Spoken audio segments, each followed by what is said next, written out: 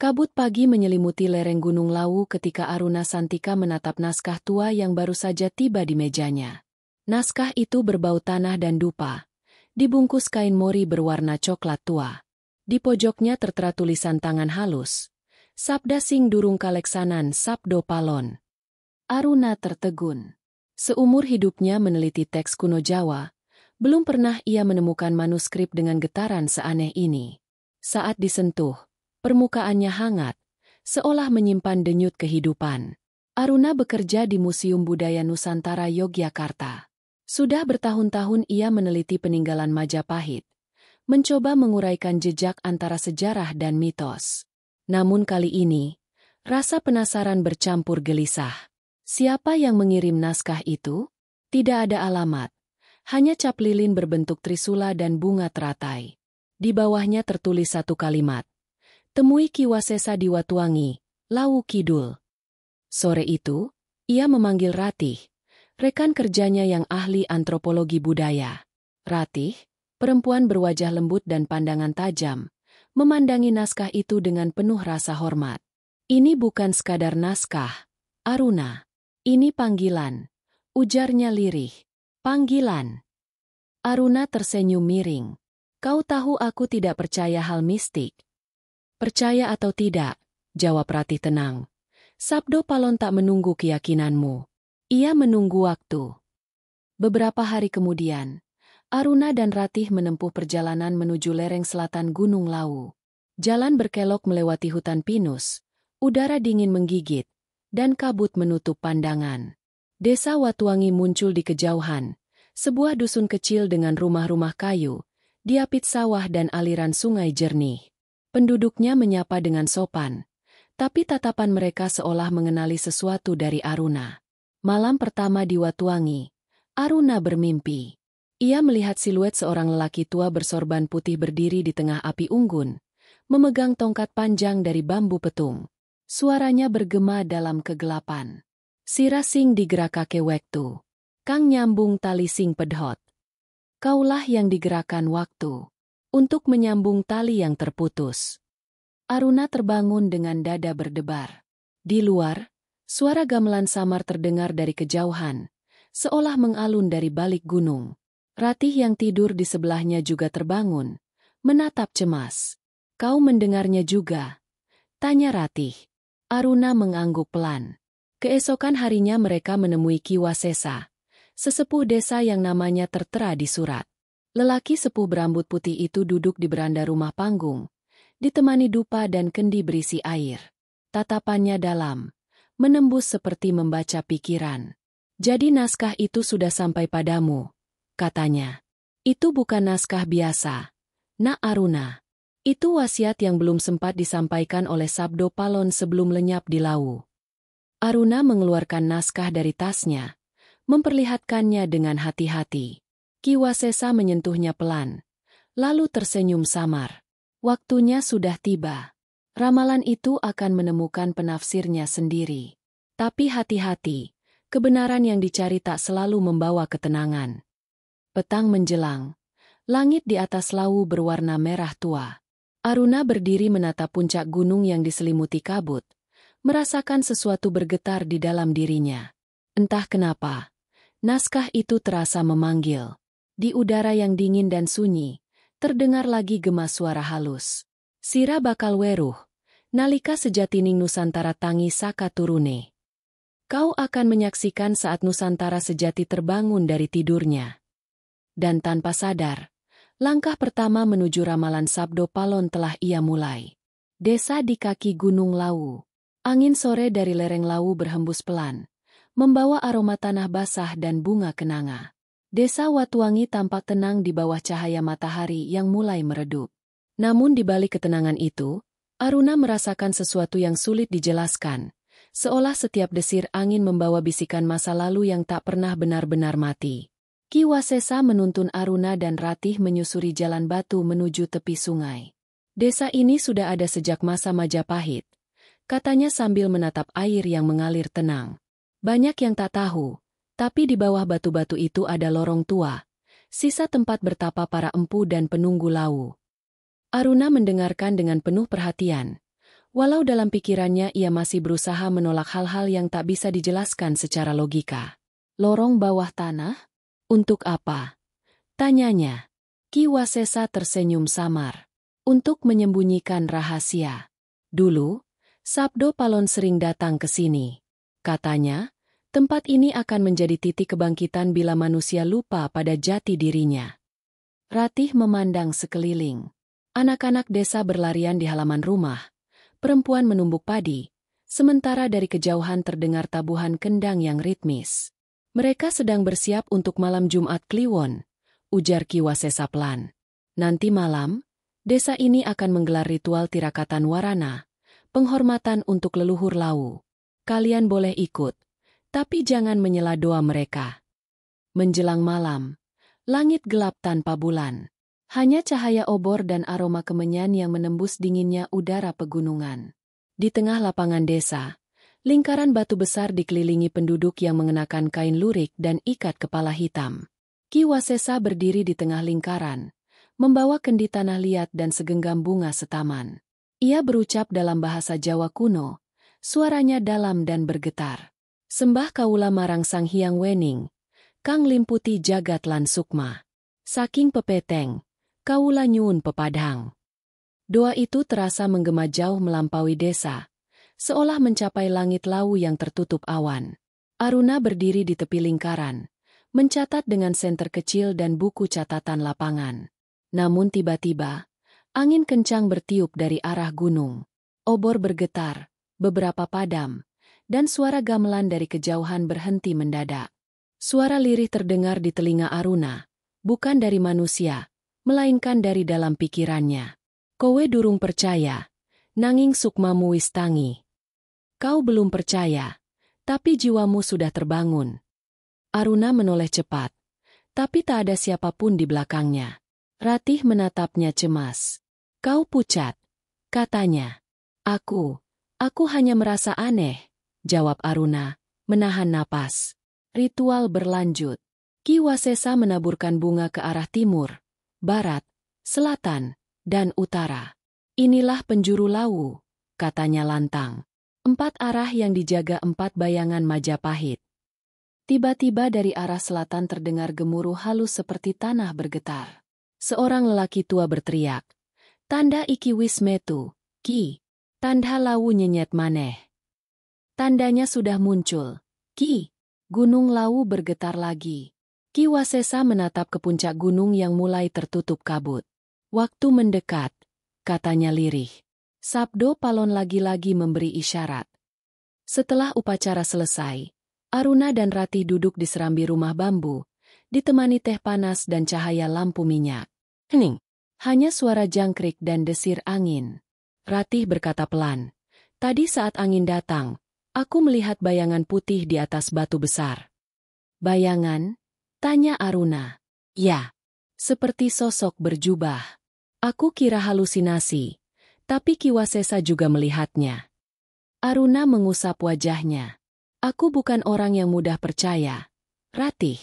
Tapi ada sesuatu di sini. Naskah itu, seakan tahu kita akan datang." Ratih tersenyum tipis. "Mungkin karena kau memang dipanggil." Malam semakin larut. Dari kejauhan, kabut turun menutupi desa. Di puncak gunung, cahaya redup tampak berkelip, bukan bintang, melainkan seperti obor kecil yang menari di udara. Ki Wasesa berdiri di depan rumahnya, memandangi puncak itu dengan tatapan hikmat. Ia bergumam pelan. "Sabdo sing turu bakal tangi, yen ana sing wani nyawang sejatining lintang. Sabda yang tidur akan bangun, bila ada yang berani menatap bintang sejati." Sementara itu, di kamar penginapan, Aruna memandangi naskah yang kini tersimpan di meja kayu. Huruf-huruf Jawa kuno di permukaannya tampak berpendar samar, seperti hidup. Ia menyentuhnya perlahan, dan di saat itu juga, sekejap bayangan muncul di benaknya. Sosok berjubah putih berdiri di mulut gua batu, di belakangnya menyala api biru yang berputar membentuk pusaran. Suara itu kembali bergema di kepalanya. "Watuangi mung lawang. Kuncine ana ing atimu. Watuangi hanyalah gerbang. Kuncinya ada di hatimu." Aruna menatap Ratih yang sudah tertidur, lalu menulis di catatan hariannya. Jika ini hanya kebetulan, maka dunia ini terlalu sempurna untuk kebetulan. Aku merasa sesuatu sedang membangkitkan masa lalu, dan aku berdiri di ambang pintunya. Kabut lawu semakin pekat, menelan seluruh desa dalam diam. Di kejauhan, seekor burung hantu menjerit panjang, menandai datangnya malam yang akan mengubah segalanya. Petilasan yang terkunci waktu. Fajar menembus kabut di atas desa Watuangi. Aruna terbangun dengan kepala berat, seolah mimpi semalam masih melekat di pikirannya. Di meja, naskah kuno itu tetap terbuka. Huruf-hurufnya kini tampak kusam kembali. Namun sesuatu berubah. Di sudut halaman ketiga, muncul noda berbentuk bulat seperti bekas tetesan air yang semalam belum ada. Ia menatapnya lama. Bentuknya menyerupai simbol trisula kecil. Ratih sudah bersiap di serambi, mencatat hasil observasi ritual semalam. Ki Wasesa datang membawa segelas wedang jahe dan menatap Aruna dengan pandangan penuh makna. "Bagaimana tidurmu, Nak?" "Tidak benar-benar tidur," jawab Aruna jujur. "Aku bermimpi tentang gua dan api biru." Ki Wasesa tersenyum tipis. "Itu bukan mimpi. Itu panggilan tempat yang sudah menunggu lama." Pagi itu mereka bertiga berjalan menuju hutan sebelah timur desa. Jalannya menanjak, melewati pohon beringin dan bebatuan besar tertutup lumut. Ki Wasesa berjalan paling depan, membawa tongkat kayu yang ujungnya diikat kain merah. "Disinilah dahulu Sabdo Palon lenyap," katanya lirih. "Tempat ini dikenal dengan nama petilasan Watu Manunggal, batu penyatu dunia." Udara makin dingin. Suara burung lenyap digantikan bisikan angin. Ketika mereka mencapai dataran datar di tengah hutan, tampak batu besar berbentuk setengah kubah berdiri kokoh. Di permukaannya terukir aksara Jawa kuno nyaris hilang dimakan waktu. Ki Wasesa menunduk hormat, lalu berujar, "Setiap 1000 tahun, pintu ini terbuka untuk yang dipilih." Aruna mendekat. Ia merasakan hawa panas keluar dari sela-sela batu, seperti ada sesuatu yang hidup di dalamnya. Ia menempelkan tangan ke permukaan batu. Seketika penglihatannya kabur. Ia melihat kilatan cahaya, pasukan Majapahit berbaris, bendera merah kuning berkibar, dan suara seorang lelaki mengucap sumpah di bawah langit oranye. "Sapa sing lali marang asale bakal ilang saka jagat iki. Siapa yang lupa asalnya, akan lenyap dari dunia ini." Napas Aruna tersengal. Ia menarik tangannya. Gemetar. Ratih menatapnya khawatir. "Aruna, kau baik-baik saja?" "Aku melihat masa lalu," jawabnya lirih. "Majapahit. Seseorang bersumpah di sini." Ki Wasesa mengangguk. Itulah gema waktu. Batu ini menyimpan memori peradaban. Yang bisa melihatnya hanya mereka yang darahnya masih tersambung dengan jiwa leluhur. Mereka duduk di bawah pohon besar di samping petilasan. Ki Wasesa bercerita tentang legenda lama, bahwa di bawah batu Watu Manunggal ada gua tertutup, pintu menuju ruang antara dunia manusia dan alam batin Nusantara. Tempat itu hanya bisa terbuka bila seseorang memahami makna sejati dari Sabda Palon, bukan sekadar membaca katanya. Aruna teringat kalimat di naskah, "Watuangi mung lawang, kuncine ana ing atimu." Ia menutup matanya, mengulang dalam hati. Perlahan, tanah di bawah batu bergetar pelan. Dari sela batu muncul cahaya biru, sama seperti yang ia lihat dalam mimpi. Ratih menjerit kecil, tapi Ki Wasesa hanya tersenyum tenang. "Pintu itu mulai mengenalmu," katanya. "Namun jangan terburu masuk. Kau belum siap." Sore menjelang. Langit lawu berubah kelabu. Aruna menatap batu itu lama, seolah mendengar bisikan dari dalam. Ia bertanya pada Ki Wasesa, apa yang sebenarnya terjadi pada Sabdo Palon setelah Majapahit runtuh? Ki Wasesa menatap jauh ke puncak gunung. Ia tidak mati. Ia masuk ke alam lain, menunggu manusia yang cukup bijak untuk memahami pesan terakhirnya. Ia bukan sekadar tokoh legenda, Aruna. Ia adalah penjaga keseimbangan antara manusia dan semesta. Ratih mencatat setiap kata. Dan kau yakin naskah ini adalah bagian dari pesannya? Ki Wasesa mengangguk. Bukan hanya bagian. Itu adalah sisa dari suaranya. Sabdo Palon pernah berkata, ketika tanah Jawa kembali kehilangan arah, naskah itu akan muncul sendiri. Aruna termenung. Ia menatap pohon-pohon yang bergoyang di hembus angin sore. Dunia modern yang ia kenal, dengan logika, teknologi, dan rasionalitas, terasa sangat jauh dari hutan ini. Namun di hatinya, ada sesuatu yang tumbuh perlahan, rasa bahwa mungkin sejarah tidak pernah benar-benar berlalu. Saat mereka hendak kembali ke desa, Aruna menoleh sekali lagi ke arah batu besar. Di permukaannya kini tampak samar-samar bayangan seseorang berjubah putih, berdiri tegak menatapnya. Tidak bergerak, tidak berbicara, hanya menatap. Ia berkedip, dan sosok itu lenyap. Malam itu, di rumah Ki Wasesa, angin berdesir membawa bau tanah basah dan dupa yang terbakar. Aruna membuka kembali naskah kuno itu. Di halaman keempat, muncul baris baru yang sebelumnya tidak ada. Sapa sing raos suara sakawatu, iku sing bakal embuka lawang wektu. Barang siapa mendengar suara dari batu, dialah yang akan membuka pintu waktu. Aruna terdiam lama. Ratih memandangnya tanpa suara. Sementara Ki Wasesa hanya menatap langit malam di luar jendela, di mana kabut lau bergulung seperti lautan putih. Aku rasa, bisik Aruna, pintu itu sudah mulai berbicara. Dan dari kejauhan, seolah menjawab, terdengar gema halus, suara gamelan tua, mengalun dari balik gunung, memanggil nama yang telah lama hilang. Sabdo Palon. Sabdo Palon menampakkan diri. Malam ketiga di Watuangi datang bersama kabut yang tebal dan angin yang tak biasa. Aruna duduk di serambi rumah Ki Wasesa, menatap naskah kuno yang kini terbungkus kain mori putih. Setiap kali ia membuka lembarannya, aksara-aksara Jawa di sana tampak bergetar lembut, seperti bernapas. Sejak kejadian di petilasan Watu Manunggal, pikirannya tak tenang. Antara takut dan ingin tahu, ia merasa sesuatu di dalam dirinya mulai berubah. Ratih duduk di sebelahnya sambil menulis catatan lapangan. Sejak tadi, aku mendengar suara kendang dari arah hutan, katanya. Padahal tak ada acara apapun malam ini. Aruna mengangguk pelan. Aku juga mendengar. Dan aku rasa, suara itu memanggil kita. Ki Wasesa keluar dari dalam rumah, membawa kendi air dan sebatang dupa. Kalian mendengar karena sudah disentuh oleh ingatan lau, katanya lembut. Malam ini, jika kalian berani, ikutlah aku ke batu itu lagi. Pintu waktu sedang terbuka. Mereka berjalan menembus kabut menuju hutan timur.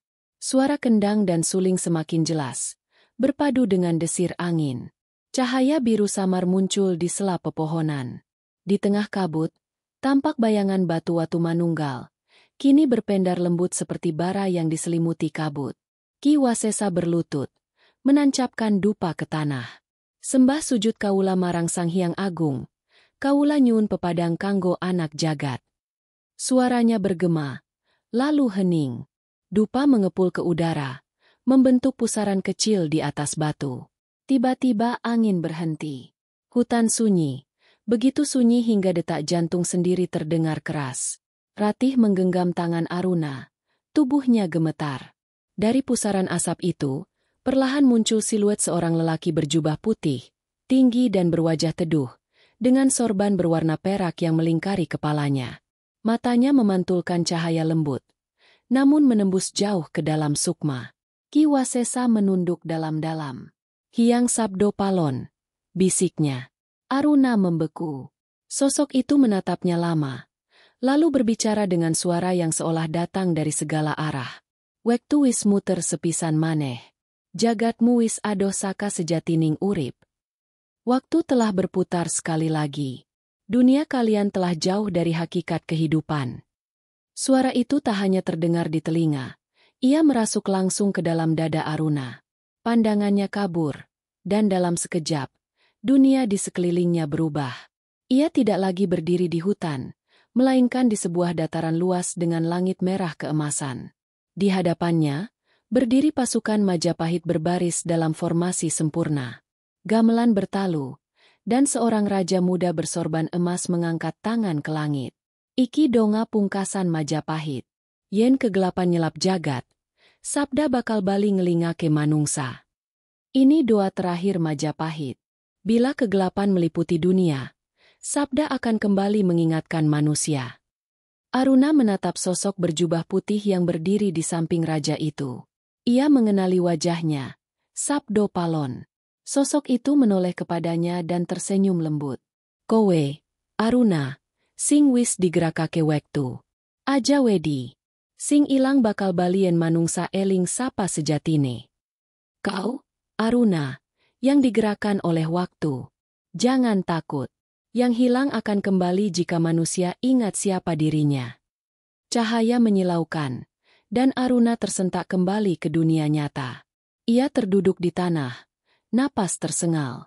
Ratih memeluknya dengan panik, sementara Ki Wasesa memejamkan mata, melafalkan doa.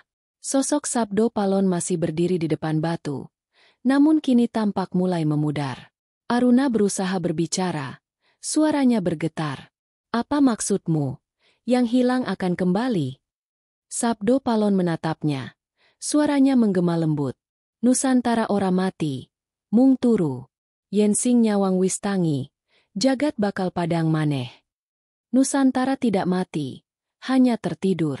Bila sang penyaksi telah terbangun, dunia akan terang kembali. Lalu sosok itu perlahan larut dalam kabut, meninggalkan dupa yang masih menyala. Hening panjang menyelimuti mereka. Ki Wasesa menatap langit. Matanya berkaca. Kalian telah melihat apa yang hanya sedikit manusia bisa saksikan. Tapi ingat, sabda bukan untuk disembah. Sabda adalah cermin bagi jiwa. Dalam perjalanan kembali ke desa, Aruna tak banyak bicara. Ia masih bisa merasakan gema suara itu di dalam dada, bergetar lembut seperti getaran bumi. Ratih akhirnya bertanya, "Kau yakin yang kau lihat bukan ilusi?" Aruna menatap jalan berkabut di depan. Jika itu ilusi, maka seluruh semesta pun ikut berbohong. Aku melihat masa lalu. Ratih. Aku melihat Sabdo Palon. Malam semakin pekat. Di kejauhan, kabut di puncak laut tampak berputar membentuk pusaran cahaya samar, seperti mata raksasa yang mengawasi dunia di bawahnya. Ki Wasesa menatapnya lama, lalu berkata lirih, "Tanda-tanda kebangkitan itu nyata. Tapi sebelum cahaya datang, kegelapan selalu menuntut ujian." Aruna menggenggam naskah di dadanya. Ia tahu, perjalanannya baru dimulai. Dan di dalam hatinya, sabda itu terus terngiang, menuntunnya ke arah yang belum ia pahami. Tangining Nusantara ora saka pedhang, nanging saka eling.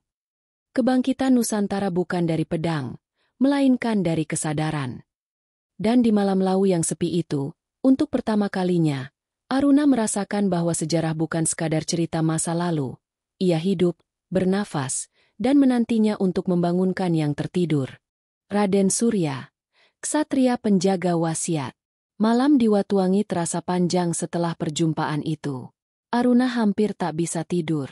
Suara Sabdo Palon masih bergema dalam pikirannya, berputar-putar di antara rasa takjub dan gentar. Ia memandangi naskah kuno di atas meja bambu, dan setiap kali menatap huruf-huruf Jawa kuno itu, ada sensasi aneh, seolah tulisan itu hidup dan berdenyut. Di luar, hujan turun rintik-rintik. Ratih sudah terlelap, sementara Ki Wasesa masih duduk bersila di beranda, membaca doa pelan. Aruna akhirnya tertidur, namun malam itu ia bermimpi lagi, jauh lebih jelas dari sebelumnya. Ia berdiri di halaman istana yang megah, dikelilingi taman lotus dan patung singa penjaga. Langit berwarna tembaga, dan di kejauhan tampak bendera Majapahit berkibar gagah.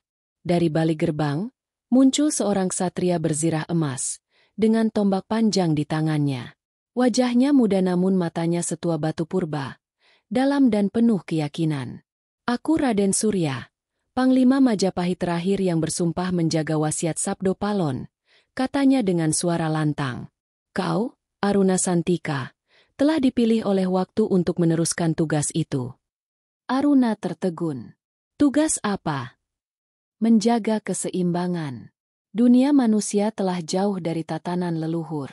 Sabdo Palon menitipkan pesan agar ketika zaman modern datang, Zaman besi dan layar, ada satu jiwa yang mengingat makna sejati Nusantara, bukan kerajaan, bukan tanah, melainkan kesadaran.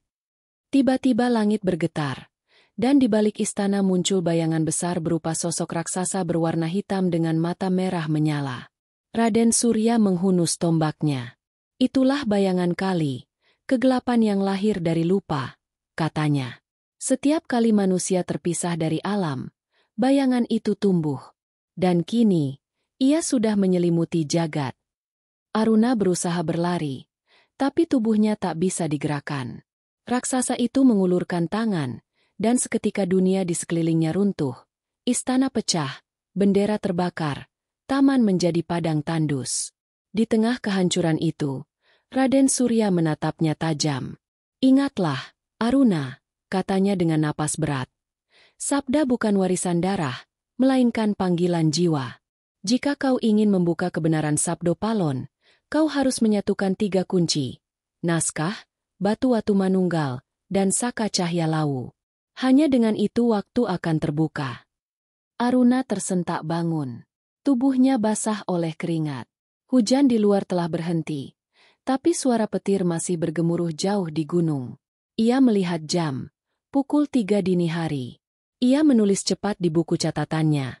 Raden Surya, penjaga wasiat 3 kunci. Beberapa jam kemudian, ketika matahari muncul di balik kabut, ia menceritakan mimpinya pada Ki Wasesa. Lelaki tua itu terdiam lama, lalu berkata pelan, "Nama itu bukan asing bagiku. Di bawah batu watu manunggal, ada arca ksatria tanpa nama. Penduduk menyebutnya si penjaga. Dulu aku hanya mengira itu simbol perlindungan. Tapi mungkin dialah Raden Surya yang kau lihat." Ratih menatap Aruna dengan kagum sekaligus takut. "Mimpi-mimpimu mulai terhubung dengan naskah itu, Ru. Seolah-olah dunia di dalam naskah ikut hidup bersamamu." Aruna mengangguk pelan. "Atau mungkin aku yang mulai masuk ke dalam dunia mereka." Mereka bertiga kembali mendaki ke arah hutan, menuju petilasan Watu Manunggal. Di tengah perjalanan, Aruna merasa langkahnya ringan, seolah tanah sendiri menuntunnya. Sesampainya di sana, mereka menemukan sesuatu yang belum pernah dilihat sebelumnya. Di sisi belakang batu besar itu kini ada retakan baru, dan di dalamnya terselip potongan logam tipis berukir trisula. Aruna menariknya perlahan. Logam itu dingin, namun terasa berdenyut di telapak tangannya. Ki Wasesa berlutut dan menatap benda itu dengan mata terbelalak. "Trisula Wening," katanya tak percaya. "Simbol kekuasaan spiritual yang dulu dipegang Sabdo Palon. Seharusnya ini tidak muncul kecuali bagi yang dipanggil." Aruna menatap benda itu dalam diam. Di permukaannya tertulis aksara, "Saka Cahya Lawu." Ia teringat kata-kata Raden Surya. Ini adalah kunci kedua. Ratih berbisik, "Kalau ini nyata, maka ramalan itu sedang terwujud di depan mata kita." Ki Wasesa menatap Aruna dalam-dalam. "Kau tak bisa kembali seperti dulu, Nak. Begitu seseorang menyentuh warisan Sabdo Palon, hidupnya akan terjalin dengan garis waktu yang tak bisa diputus." Malamnya, Aruna duduk di bawah pohon beringin di tepi sungai, memandangi air yang berkilau di terpa bulan. Ia menatap pantulan wajahnya dan bertanya dalam hati, "Mengapa aku? Aku bukan penjaga warisan. Aku hanya peneliti." Tapi suara lembut terdengar dari dalam dirinya. "Peneliti nyawang sejatining urip, dudu mung bukti." Peneliti sejati mencari makna, bukan sekadar bukti. Dalam keheningan itu, bayangan Raden Surya muncul di permukaan air. Ia tersenyum dan menunduk hormat. "Sabdo Palon telah memilihmu bukan karena darahmu, tapi karena jiwamu yang tak menolak kebenaran. Saat kau menyatukan 3 kunci itu, kau akan melihat masa depan Nusantara." Aruna terdiam, lalu menjawab lirih, "Dan jika aku gagal?" "Kalau kau gagal," suara Raden Surya bergema, "maka Sabda akan kembali tidur, dan dunia akan melupakan dirinya sendiri." Kabut turun lagi, menutupi sungai. Ketika bayangan itu lenyap, Aruna tahu satu hal pasti. Ia tidak lagi sekadar meneliti legenda, tapi telah menjadi bagian dari legenda itu sendiri. Ia menatap puncak lawu yang tersembunyi di balik awan, lalu berjanji dalam hati akan menemukan kunci ketiga dan membangunkan cahaya yang dijanjikan. Rahasia di balik naskah kuno. Kabut pagi menyelimuti desa Watuangi seperti tirai lembut. Matahari enggan muncul sepenuhnya, hanya menampakkan sinar samar di balik awan. Aruna duduk di serambi rumah Ki Wasesa, memandangi naskah kuno yang kini tidak lagi terasa sebagai benda mati. Setelah pertemuannya dengan Raden Surya, ia yakin naskah ini adalah peta, bukan peta dunia biasa, melainkan peta kesadaran, peta jiwa Nusantara.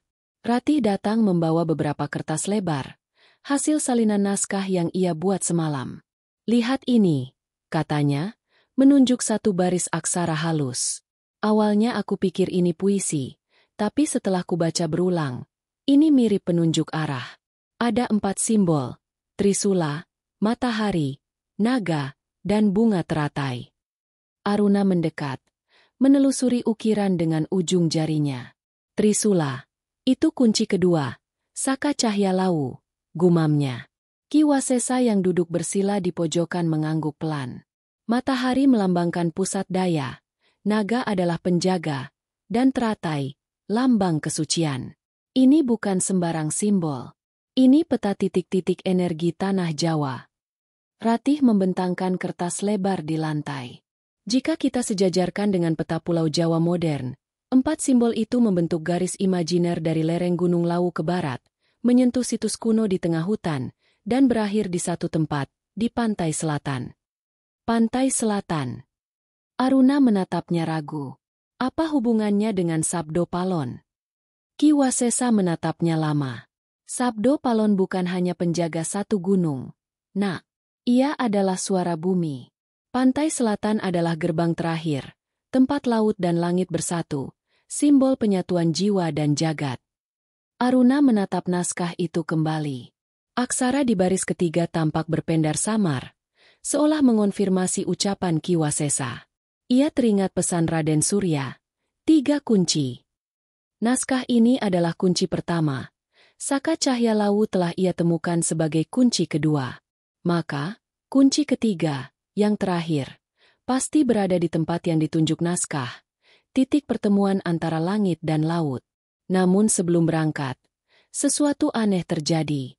Ketika Aruna menyentuh bagian tengah peta, tiba-tiba udara di sekelilingnya bergetar. Lantai bambu berderit, obor di pojok ruangan meredup. Pandangan Aruna kabur, dan dalam sekejap, ia berada di ruang gelap tak berdinding. Di hadapannya terbentang garis emas bercahaya membentuk Pulau Jawa dalam bayangan. Sosok berjubah putih, Sabdo Palon, muncul lagi di seberang cahaya. "Kowe wis nyekel sepisan, lan kaloro. Nanging dalan katelu ora mung mlaku, nanging mlebu. Kau telah memegang yang pertama dan kedua. Tapi jalan ketiga bukan hanya dilalui, melainkan dimasuki." Aruna berusaha bicara, namun suara tak keluar. Sabdo Palon mengulurkan tangannya, menunjuk titik cahaya di selatan pulau. "Watuangi mung lawang. Ing kidul, lawang sejati bakal embuka.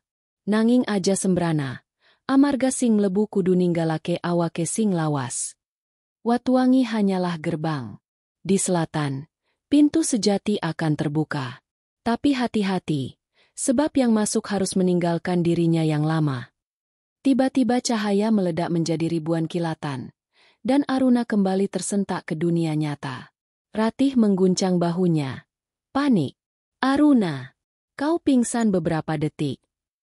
Aruna terengah, keringat dingin membasahi pelipisnya. "Aku melihat peta itu hidup." Sabdo Palon menunjuk pantai selatan. "Di sanalah kunci ketiga." Ki Wasesa menutup matanya, menarik napas panjang. "Pantai selatan bukan tempat sembarangan. Nak, di sana alam nyata dan gaib bertumpuk. Banyak jiwa tak kuat melintasi batas itu. Tapi jika itu jalan yang ditunjukkan Sabdo Palon, maka tak ada jalan lain." Perjalanan besar pun mulai direncanakan. Mereka akan meninggalkan Watuangi menuju selatan, menempuh jalur kuno yang disebut Lala dan Lintang, jalur peziarah Majapahit yang dipercaya menghubungkan pusat-pusat energi Nusantara. Jalur itu melintasi hutan, lereng, dan perbukitan sepi yang kini hampir tak dikenal orang. Malamnya, sebelum berangkat, Aruna duduk sendirian di depan Watu Manunggal. Cahaya bulan redup. Kabut tipis menari di udara. Ia menatap batu besar itu dengan perasaan campur aduk. Sejak awal, ia datang ke sini sebagai peneliti sejarah. Tapi sekarang ia bukan lagi sekadar peneliti. Ia adalah bagian dari kisah yang sedang menulis dirinya sendiri. Bayangan Raden Surya muncul samar di antara kabut. "Aruna," katanya pelan. "Perjalanan ke selatan bukan perjalanan kaki, melainkan perjalanan jiwa. Di sanalah kebenaran diuji. Hanya yang berani kehilangan dirinya yang akan menemukan cahaya." Aruna berdiri tegak, mengusap naskah di dadanya.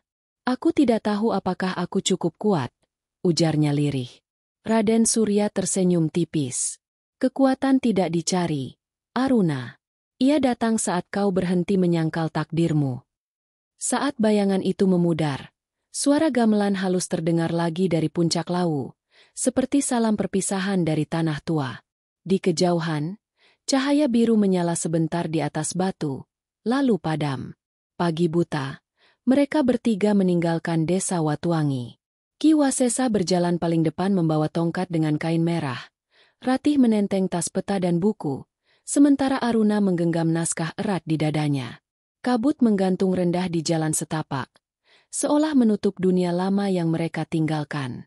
Dan saat kaki mereka melangkah keluar dari batas desa, Aruna mendengar lagi suara itu, lirih namun jelas.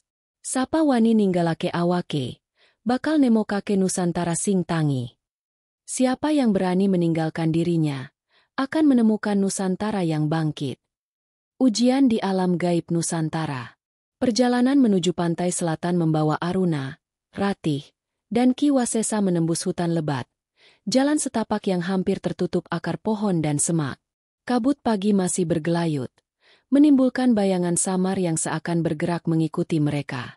Setiap langkah terasa berat, tapi Aruna tidak bisa mundur.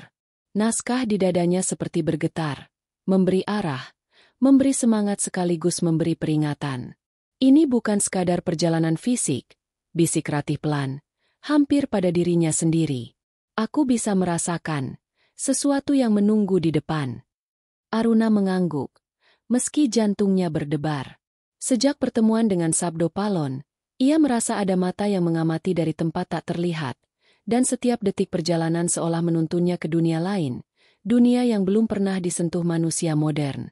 Mereka tiba di sebuah dataran luas yang dipenuhi batu-batu tinggi, berlapis lumut, dan kabut tebal menutupi puncaknya.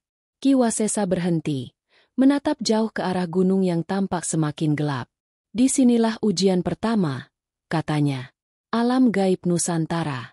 Tempat yang membedakan antara jiwa yang setia dan jiwa yang mudah tergoda." Aruna menatap sekeliling.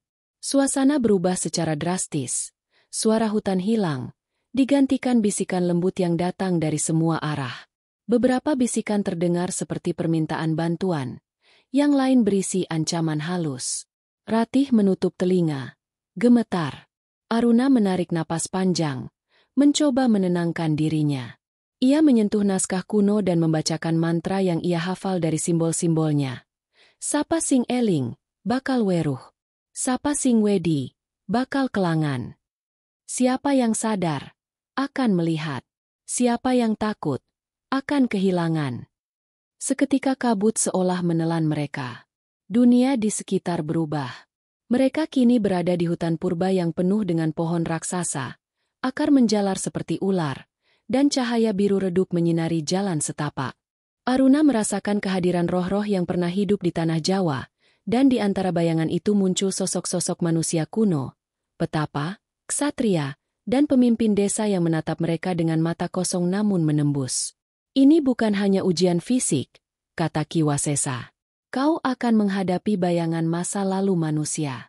Mereka adalah cermin bagi ketakutanmu sendiri." Aruna terdiam. Ia tiba-tiba melihat versi dirinya sendiri, seorang peneliti muda yang takut gagal, takut tidak mampu melanjutkan jejak leluhur. Bayangan itu menatapnya, menggerakkan bibir seolah berbisik, "Kau bukan siapa-siapa.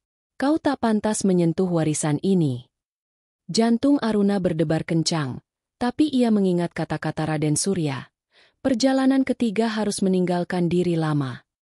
Dengan napas panjang, ia menatap bayangan itu langsung dan berkata lirih. Aku menerima diriku, dan aku memilih berjalan maju. Seketika bayangan itu meledak menjadi cahaya lembut, membaur dengan kabut. Aruna merasakan tubuhnya ringan, seolah terangkat dari tanah, dan dunia di sekitarnya berubah lagi. Kini mereka berada di dataran tinggi, di tengah lautan awan, dan di depan mereka berdiri naga putih bersayap, matanya berwarna emas. Siapakah kalian yang berani melintasi batas manusia? Suara naga bergema. Ki Wasesa menunduk hormat. Kami adalah pewaris pesan Sabdo Palon. Naga itu mengamati Aruna lama, lalu menatap Ratih.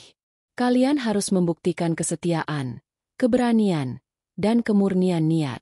Hanya yang tulus dapat melanjutkan. Tugas pertama datang dalam bentuk ilusi. Bayangan keluarga dan teman yang meminta Aruna dan Ratih kembali ke dunia lama, meninggalkan misi mereka. Keduanya harus memilih antara kenyamanan dunia nyata atau menghadapi kegelapan tak terlihat.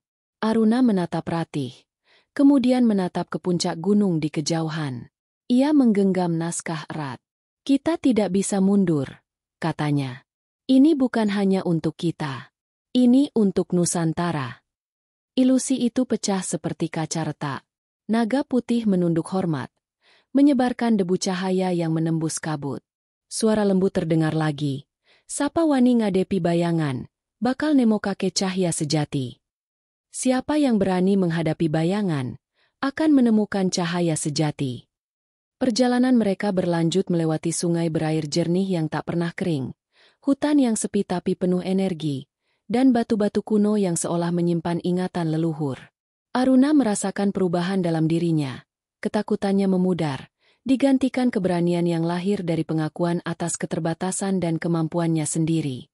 Saat malam tiba, mereka tiba di dataran terakhir sebelum pantai selatan. Kabut tipis menyingkap bayangan lautan di kejauhan. Cahaya bulan memantul di permukaan air. Aruna menatap horizon, menyadari ujian belum selesai, tapi hatinya kini lebih ringan. Ia memahami satu hal, perjalanan ini bukan sekadar menemukan kunci fisik, tapi membangkitkan kesadaran yang lama tertidur. Ratih menatapnya, tersenyum lelah tapi penuh harap. Aku rasa kita sudah melewati sebagian besar ujian. Aruna menatap puncak gunung dan kemudian ke lautan. Sebagian, tapi yang terbesar menunggu di pantai selatan. Kunci ketiga. Dan mungkin, kita harus benar-benar meninggalkan diri lama kita di sana. Di kejauhan, kabut malam berputar membentuk pusaran cahaya, menandakan bahwa dunia gaib Nusantara sedang menyaksikan langkah mereka. Petualangan mereka belum usai, dan rahasia Sabdo Palon masih menunggu untuk diungkap sepenuhnya. Kebangkitan jiwa Nusantara. Matahari mulai menampakkan sinarnya saat Aruna, Ratih, dan Ki Wasesa menapaki pasir pantai selatan yang dingin dan lembab. Ombak berderu pelan, memecah kesunyian pagi, seolah menyambut kedatangan mereka. Aruna menatap laut luas, merasakan energi naskah kuno yang kini berdenyut lebih kencang di dadanya. Kunci ketiga, yang harus mereka temukan di sini, tidak lagi sekadar fisik, melainkan spiritual. Ki Wasesa berhenti di sebuah batu besar yang menjorok ke laut. Inilah titik terakhir, katanya. Disinilah kita harus menyatukan semua kunci. Tapi hati-hati. Pantai ini bukan sekadar pasir dan air. Ia adalah gerbang antara dunia manusia dan alam batin Nusantara. Aruna mengeluarkan naskah, memegang trisula saka cahya lawu, dan menatap laut. Naskah itu kini menunjukkan simbol yang belum pernah ia lihat. Lingkaran cahaya berputar, menandakan titik energi terakhir. Saat disentuh, pasir di kaki mereka mulai bergetar.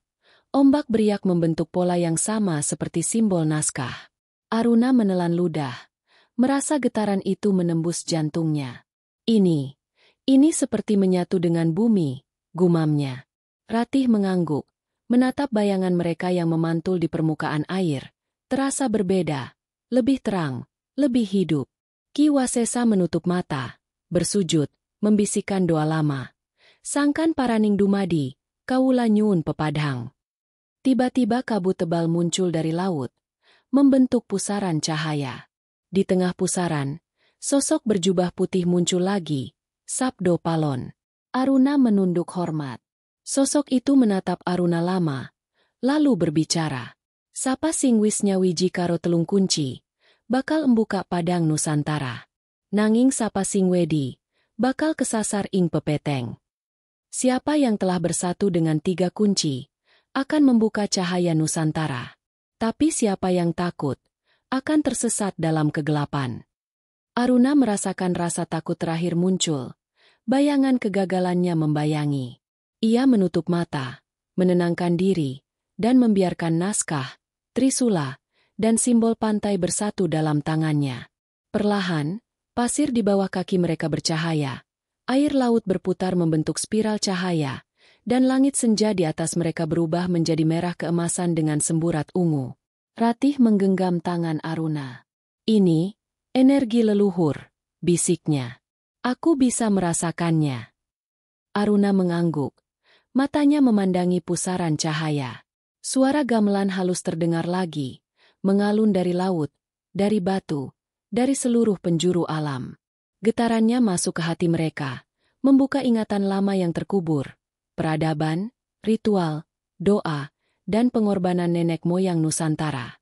Dari pusaran itu muncul sosok-sosok dari masa lalu. Petapa, ksatria, raja, dan rakyat biasa. Mereka menunduk hormat pada Aruna dan Ratih, lalu menyebar membentuk lingkaran di sepanjang pantai, menyatu dengan cahaya dan laut. Aruna merasakan gelombang energi itu masuk ke dalam tubuhnya, bukan sebagai kekuatan fisik, tapi sebagai kesadaran baru. Sabdo Palon menatapnya lagi. Aruna, Nusantara sejati bukan tanah atau kerajaan. Ia adalah kesadaran manusia yang mengingat siapa dirinya, menghormati alam, dan menjaga keseimbangan. Aruna menunduk. Aku mengerti sekarang. Semua yang aku pelajari, semua yang aku alami, ini tentang jiwa, bukan sejarah semata. Ki Wasesa tersenyum. Air matanya menetes. Kalian telah melampaui ujian. Nak, kalian tidak hanya menemukan kunci, tetapi juga menyatukan jiwa Nusantara yang lama tertidur. Sekarang peta ini tidak lagi milik kita saja, ia milik dunia. Ratih menatap ombak yang kini berkilau dengan cahaya biru dan emas. Aruna, lihat itu. Cahaya dari laut, dari langit, dari batu. Semuanya bersatu. Aruna tersenyum. Ia menatap horizon dan merasakan dunia baru terbuka dalam dirinya. Sebuah Nusantara yang bangkit bukan dari pedang atau kekuasaan, tapi dari kesadaran, persatuan, dan cinta pada alam serta sejarah leluhur. Saat malam tiba, pusaran cahaya perlahan mereda, meninggalkan pantai yang tenang. Namun Aruna dan Ratih tahu sesuatu telah berubah. Desa Watuangi, Gunung Lawu, dan seluruh tanah Jawa kini terhubung dengan mereka melalui energi yang tak terlihat. Energi yang menyadarkan manusia akan akar dan jiwanya sendiri. Aruna menutup naskah, menatap Ratih dan Ki Wasesa.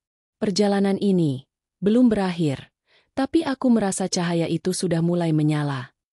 Ki Wasesa mengangguk. Benar, Nak, cahaya itu akan menyebar ke generasi mendatang. Dan kalian adalah saksi awal kebangkitan jiwa Nusantara. Malam itu, di pantai selatan, angin membawa aroma laut dan tanah basah. Suara gamelan dan bisikan leluhur menyatu dengan ombak. Aruna tersenyum, menyadari satu hal. Sabdo Palon telah menepati ramalannya, bukan dengan kekuasaan atau kerajaan, tapi melalui kesadaran manusia. Dan kesadaran itu kini hidup di hati mereka. Aruna menatap laut dan berbisik pelan. Ini baru permulaan, cahaya Nusantara sudah bangkit. Warisan Sabdo Palon di zaman digital. Beberapa bulan setelah perjalanan mereka ke pantai selatan, Aruna duduk di depan layar komputernya di Jakarta, kota yang ramai dengan cahaya neon dan deru kendaraan. Dunia modern yang dulu terasa jauh dari naskah kuno kini tampak berbeda. Aruna menyadari bahwa apa yang ia alami bukan sekadar legenda, melainkan pesan yang harus dibagikan agar generasi baru juga bisa menyadari jati diri Nusantara. Di sampingnya, Ratih menyalin catatan perjalanan mereka ke dalam bentuk digital. Peta simbol, foto batu-watu manunggal, dan ilustrasi pusaran cahaya dari pantai selatan disusun menjadi arsip interaktif. Mereka berdua bekerja tanpa henti, menyatukan pengalaman spiritual dan pengetahuan ilmiah. "Aruna, lihat ini," kata Ratih sambil menunjuk layar. "Jika kita gabungkan simbol Trisula, matahari, naga, dan teratai dalam animasi, orang bisa merasakan energi leluhur tanpa harus pergi jauh ke gunung atau pantai." Aruna mengangguk. "Aku setuju. Tapi kita harus berhati-hati. Ini bukan sekadar hiburan. Ini tentang kesadaran." Pesan Sabdo Palon harus sampai, bukan hilang di antara klik dan scroll. Ki Wasesa duduk di sudut ruangan, tersenyum sambil menyeruput teh hangat. Teknologi modern bisa menjadi sarana, Nak, tapi inti dari sabda tetap sama, memahami asal-usul, menghormati alam, dan menjaga keseimbangan. Dunia digital ini adalah ladang baru untuk menyebarkan cahaya Nusantara. Aruna membuka naskah kuno sekali lagi. Huruf-huruf Jawa kuno tampak berpendar samar, seolah memberi restu. Ia menulis catatan terakhir. Sabdo Palon bukan tentang masa lalu. Ia adalah panggilan bagi masa depan.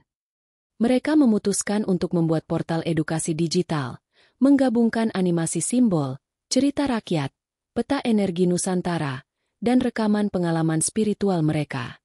Portal itu diberi nama Cahya Nusantara, Cahaya Nusantara, yang menghubungkan generasi muda dengan warisan leluhur yang sempat tertidur. Di saat yang sama, kabut virtual dalam animasi mereka meniru kabut Gunung Lawu, ombak digital meniru pusaran di pantai selatan, dan gamelan interaktif membangkitkan getaran hati pengguna. Aruna menyadari bahwa melalui medium digital, jiwa Nusantara bisa menjangkau lebih luas, bukan hanya mereka yang berani menapaki hutan dan pantai, tapi juga mereka yang hidup di kota besar atau negara lain. Suatu malam, Aruna menatap kota dari jendela apartemennya. Lampu-lampu kota berkelap-kelip, mobil melintas, layar ponsel menyala di tangan ribuan orang. Namun ia merasa sesuatu berbeda. Ada energi lembut yang melingkupi kota itu, energi yang tidak terlihat oleh mata biasa, tapi bisa dirasakan oleh jiwa yang sadar. Seperti pesan Sabdo Palon yang membentang melintasi waktu. Ratih tersenyum, menepuk pundak Aruna. "Aku rasa kita sudah berhasil, Ru. Cahaya itu sudah menyebar. Banyak orang mulai tersadar, bahkan tanpa mereka menyadarinya." Aruna menatap layar komputer. Portal Cahya Nusantara yang kini ramai dikunjungi. "Ini baru permulaan," katanya. Seperti kata Sabdo Palon, kebangkitan bukan dari pedang atau kerajaan, tapi dari kesadaran manusia. Dan sekarang, generasi digital adalah saksi baru. Ki Wasesa menutup mata, menghela napas panjang. "Kalian telah membawa warisan ini ke era baru." Sabdo Palon pasti tersenyum. Dunia modern bisa keras dan cepat, tapi cahaya leluhur selalu menemukan jalannya. Di luar jendela, malam Jakarta tampak tenang. Lampu kota memantul di sungai kecil, seperti ribuan bintang yang tersadar. Aruna menutup naskah, menyimpan Trisula mini dari Saka Cahya Lawu di meja, dan menatap Ratih. Mereka berdua tersenyum, mengetahui bahwa tugas mereka bukan sekadar menemukan kunci, tapi menjaga warisan agar tetap hidup dalam jiwa manusia, apapun zaman dan teknologinya. Dan dari jauh, di puncak Gunung Lawu, angin malam berdesir lembut, membawa bisikan lama. "Cahya Nusantara wis tangi. Sing wani eling bakal ngreksa jagat iki. Cahaya Nusantara telah bangkit. Siapa yang berani sadar akan menjaga dunia ini?" Aruna tersenyum dalam hati. Ramalan Sabdo Palon telah menjadi nyata, bukan hanya sebagai legenda, tapi sebagai warisan hidup yang menembus ruang dan waktu, dari lereng gunung hingga dunia digital modern. Dan kini, cahaya itu terus berjalan, dibawa oleh jiwa-jiwa yang berani menyadari siapa mereka sebenarnya.